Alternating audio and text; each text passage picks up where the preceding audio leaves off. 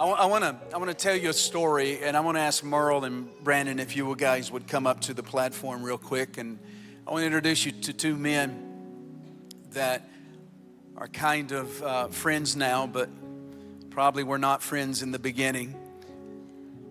But Merle had a miracle in and of it yourself. You had tremendous operations on your body, and God healed you, restored you. You were dying. God touched you. But you met this guy. Come on up here, Brandon. Tell me about his life. Well, my job requires me to train people. And during my first ride along with Brandon, I noticed he had a very foul language and stuff, and I kind of shared my testimony with him of what I had went through here. And he only got worse.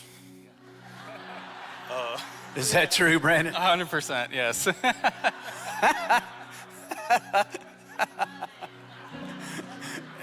Were you just being antagonistic, or what were you doing? I absolutely hated Merle from the very beginning. Like we butted heads like it was nothing else, and my goal was just to get under his skin as much as possible. So what would he say to you? I mean, what would he tell you? He would just start telling me his testimony over and over and over again. I'm like, oh my gosh, here we go again. This is the 15th time you've told me this testimony, Merle. Like give me a break. Like, come on. Some of us are hard-headed.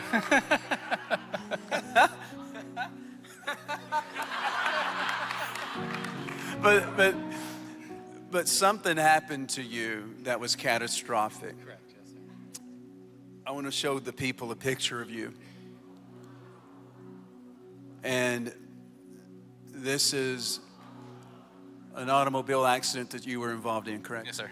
Yes, sir. June of 2019. I was hit head-on by a drunk driver. Me and my daughter were the only two survivors. Yeah. So there were catastrophes, Yes, sir. There was. casualties. Just what happened to you? So my body was absolutely destroyed, basically from my chest down. Liver, kidney, bladder, spleen, intestines. I had a colostomy reversal. They cut me open and left me open for 3 days and just operated over and over and over. Removed my abdominal muscles, broken leg. I had to relearn how to walk. I had to relearn how to use my hands again. I had to relearn how to think for myself and not stutter, not have issues with connecting basically thoughts. Yeah. So some of the pictures I'm going to show are pretty graphic. So this is your right leg. Yes, sir. Pins coming out of your toes. You may want to look away, I'm sorry, but so this was your life. Yes, sir.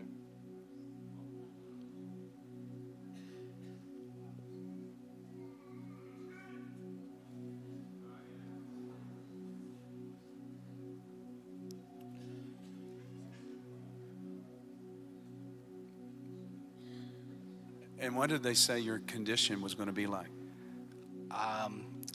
I was going to be in pain, basically, the rest of my life. I still needed 3 or 4 more surgeries.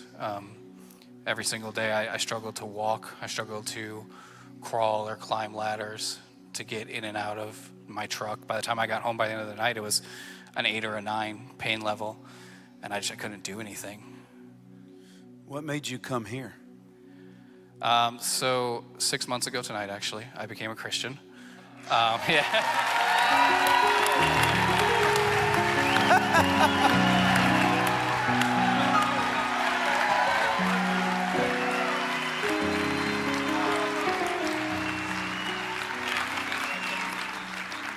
I asked him, I said, where did you become a Christian? And you said, It was at a deliverance, actually. A friend of mine had gone, and I'd seen changes in him, and he's like, hey, you should try this. And I was like, oh, come on.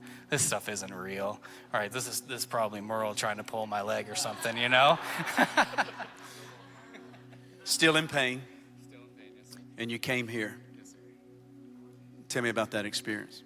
So I came week 309, and I had my daughter with me, and I knew I was supposed to get in the water, but we didn't because she wasn't feeling great. So we were heading home. On the ride home, She woke up out of a dead sleep, bawling her eyes out, and she goes, "Daddy, you were supposed to get in the water." But she didn't because of me. I flipped my rearview mirror, and she was already back asleep. So I knew I was supposed to get in the water, and I was like, okay, I got to come back.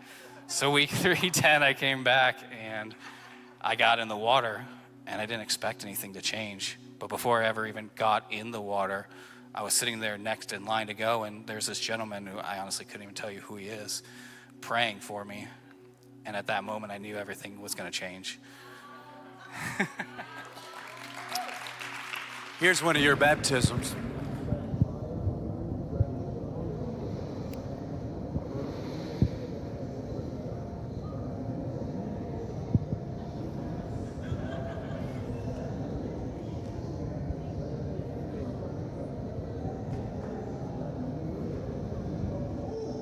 What's going on there? The Holy Spirit was just sitting on me. It felt like I just felt this incredible weight just resting on my body, and I couldn't move.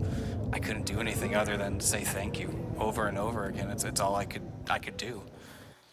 What's happened to you physically since your encounter with the Lord in the water? I'm not in pain.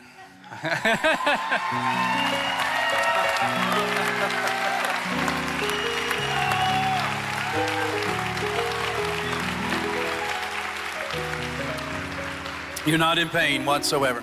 None at all. Occasionally it'll try to sneak up on me, and it's just like, oh, you're not here anymore. Go away. I don't have to deal with you anymore. I mean, you can bend over, you can do things. I mean, they took out all of your abdominal muscles in your abdomen, right? They took, and so 100%. And so now you're able to do things you were not able to do. Yeah, so the next day, I woke up and I was sitting there thinking, I should try to do a sit-up, right? Because I was told I could never do a sit-up again. I couldn't even lift my shoulders and my head up off of the ground without being just in excruciating pain and turn and just curl up in a ball for 10 minutes and just hurt. So I was like, all right, fine, I'll give it a try. I couldn't do a sit-up, but I could get my shoulders and my head up off of the ground, and there was no pain. So then I was thinking, I was like, you know what if I put something on my feet and supported my feet? So I put my feet up under the couch, and I can sit straight up now without any issue.